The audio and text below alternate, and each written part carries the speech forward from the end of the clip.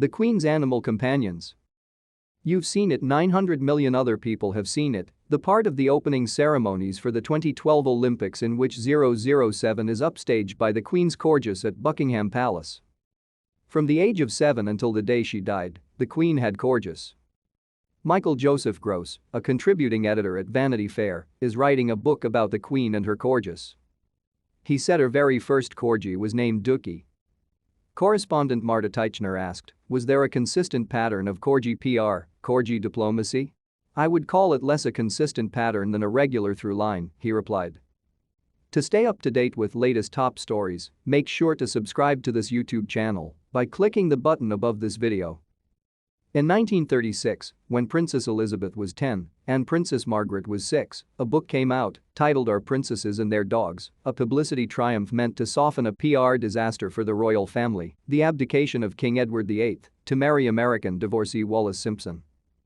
Gross said, I think it's important, when we talk about the dogs as publicity, never to forget that, at the same time they were very consciously being used as props. It doesn't discount the fact that these were very real and very deep relationships. What did the public see? They got to see her humanity, he said. They got to see her heart without her opening herself up exactly.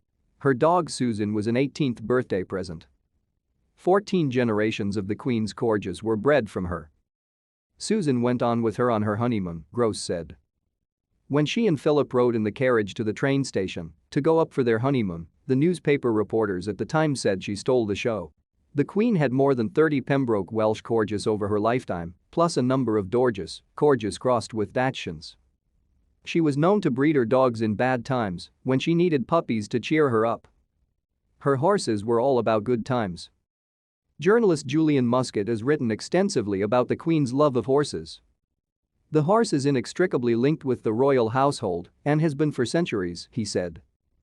The Queen is generally acknowledged to be the most knowledgeable of all the British monarchs we've ever had.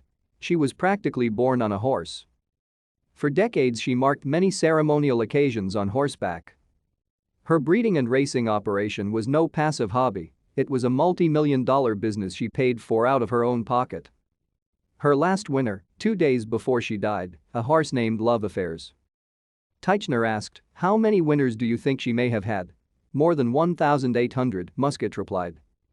You saw whenever she went racing to watch her horses run, the joy she took from that experience, and there was a pleasure to behold her pleasure. A pleasure she allowed herself the show. Muscat was there when her horse Estimate won the Gold Cup at Royal Ascot in 2013. Everybody was going crazy, he recalled. It was a fantastic occasion, an unforgettable day. Everyone was ecstatic. The Queen's face said it all, what was won, and now, what has been lost.